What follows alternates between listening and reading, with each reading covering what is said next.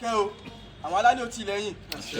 Why do you want foreign Fulani terrorists to continue to kill us and die without accomplishing dreams like your children? Wọ́n ní kí ló dé tẹ́ fi àyè gba àwọn Fúlàní kọ́mọ sí adarí lórí yín, lórí àwa ọmọ yín, tó fẹ́ ká kú sínú oko ẹrú tó fẹ́ kí ilẹ̀ Yorùbá kó dé ilẹ̀ ìlérí. Wọ́n wá ní ká sọ wípé ní we are begging you, our fathers, the royal fathers, and pleading to our royal fathers to be courageous. Wọ́n lẹ́yìn bàbá wa wọ́n bẹ̀ẹ̀ kẹ́ sí ọkọ̀ akígídí ni o, and defend our ancestral land. Kí ẹ dáàbò bo ilẹ̀ àwọn baba ńlá wa tí wọ́n fi lé lọ́wọ́ kẹ́yìn wà lórí ẹ̀ tẹ́sì jẹ́ pẹ́pẹ́pẹ́ báyìí. Wọ́n ní we the Yorùbá youth àwa wá ń sọ o, àwa ọmọ Yorùbá Oòduà ìṣọ̀kan. We the Yorùbá youth are ready to leave the evil. Àwa ọmọ yín o, a ṣetán láti gbìjà yín. Tí ẹ bá tì wá lẹ́yìn, tẹ́ni ẹ̀yin ọmọ wa máa ń sùn wájú, wọ́n wà bí báyìí, kẹ́ mọ fi àdúrà tì wá lẹ́yìn nílé, àwa ready láti jáde ká lọ. Kẹ́yìn mọ sùn nulé, káwọn ọmọ yín ká lọ fojú inú ogun. Hopeless and failed Nigeria to build new nation. Wọ́n ní láti pé ká fi location 419 yìí sílẹ̀, tí wọ́n ń jí ọba gbé tán jíjòyè gbé, tí wọ́n ń pa ọkùnrin, tí wọ́n ń pa obìnrin, tán pa kúkúrú, tí wọ́n ń pa gúngùn. Àwa rédíò láti kó Nàìjíríà pẹ̀lú ẹ̀yin bàbá wa tẹ́sì máa jẹ́ adarí wa lónìí àti títí láéláé tẹ́pẹ̀ láyé láti bíúdì ìlú tuntun tí òòrùn rẹ̀ ó tàn káàkiri àgbáláyé, tí ó sí ẹ̀dá ọmọ ènìyàn kan àbí àlìjànú tí ó dọ̀wọ́ bò lágbàláyé, which is Yorùbá nation. Yorùbá nation. A prosperous nation we will create that our royal fathers will be proud of. Wọ́n ní orílẹ̀-èdè tẹ́yìn kó fọwọ́ sọ́yà pé ẹ̀yin náà ṣe oore, ẹ̀fọn oore lẹ̀ fáwọn ọmọ yín, kẹ́ tó lọ bá àwọn baba ńlá yín kẹsì ọbọ̀ jẹ kó pẹ́. Therefore, we are saying enough is enough. Ó ti tó lórí ilẹ̀ wa. Látara bẹ́ẹ̀ àwa wá ń sọ, kódà bó jẹ́ ẹ̀yin bàbá wa lẹ kó fìrí information, tẹ bá nídìí wa, tẹ bá pè wá ládàá yín lò, tẹ bá ní ká jókòó àjókòó nù, tẹ bá ní wọ́n ń ṣe nǹkan kan bì kan, ẹ pè wá tó bá kàn wá, kó jẹ́ aago kan òru ni, ẹ bá wà lórí ìyàwó rẹ̀ ó dìde, á jáde, á lọ gba àwọn ọmọ ìyá wa là. Káwọn Fúlàní darandaran yìí kan yé pa wá ń pàkúpà mọ́. Wọ́n wá sọ pé ní enough is enough. Àbá Nàìjíríà ṣe mọ́.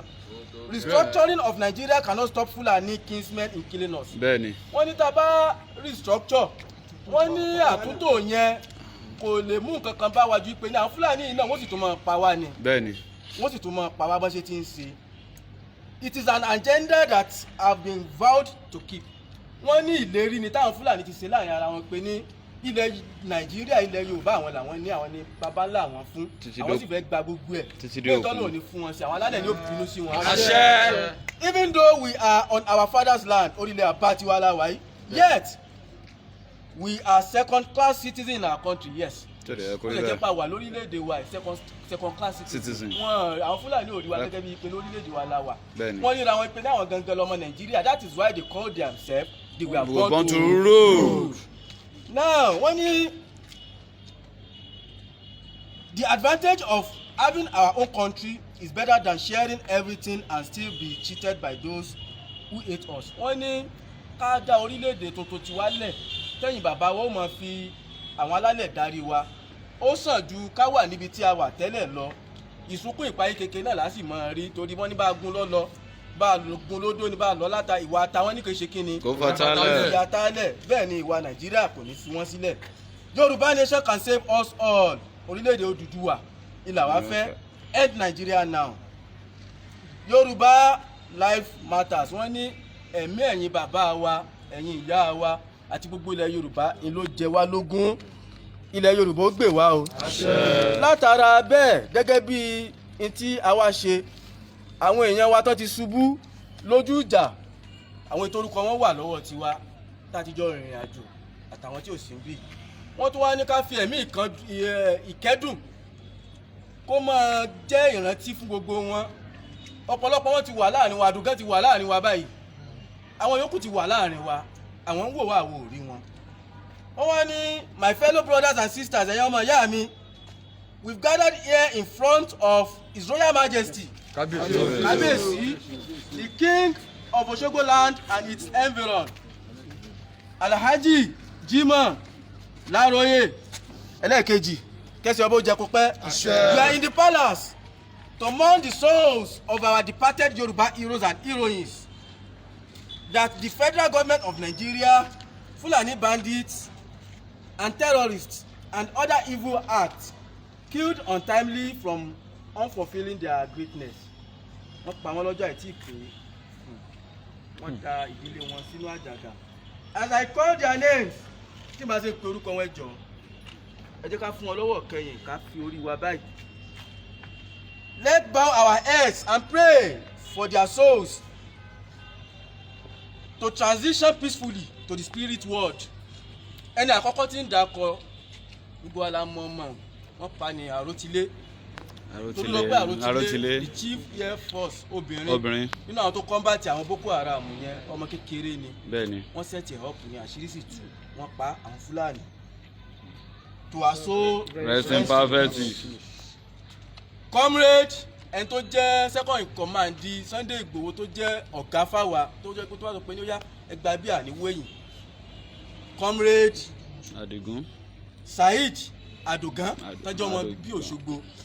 May his soul rest in perfect peace. Alfa Hakeem Ọlájùmọ̀kẹ́, may their soul rest in peace. Ọlájùmọ̀kẹ́ Oyèlékè. Dr. Fatai Aborode, may his soul rest in peace. Alhaja Kudirat, the owner of gas station tí wọ́n pa, may her soul rest in peace. And all the souls slaughtered in Igangan, Ìbàràpá area àti gbogbo àwọn tó pa sí Igangan ní Ìbàràpá. Genocide. May their soul rest in perfect peace. All unknown souls slaughtered while sleeping in their home at Igwa community in Ogun State. Àwọn tó ń sùn nílé wọn tó sì wọlé tó mú wọn tó ń dún wọn bí ẹran ní Igwa community ní Ogun State. Kọ́lọ́ba fi ọ̀rọ̀ kẹ́ ogun wọn. All unknown little children, gbogbo ọmọdé kékeré tá a mọ̀ àtàgbàlagbà that have died of hunger, tó ti kúkú ebi sínú igbó. All unknown young girls, àwọn ọmọbìnrin wa ọ̀dọ́bìnrin wa and women àti àwọn ìyá wa that were raped, tó ti fi tipátipá bá lò pọ̀ láwọn Fúlàní ẹ̀sìn ìkọ́kọ́ and killed by Fulani terrorists. May the souls of the departed rest in perfect peace. Àṣẹ. Oòduà. Ìṣọ̀kan. Mojíṣẹ́ tán náà ni. Kábíyèsí o. Àṣẹ. Àṣẹ. Àṣẹ. Àṣẹ. Àṣẹ. Àṣẹ. Àṣẹ. Àṣẹ. Àṣẹ. Ẹ ṣé gan sir, kábíyèsí o. Bàbá a fẹ́ tọrọ kankan níbi ní àwọn tó wá bá yín nísìn ṣé a lè tẹ̀lé wọn lọ ká lọ ṣèwádìí tó ṣẹlẹ̀ bí àti ká má gbà sí.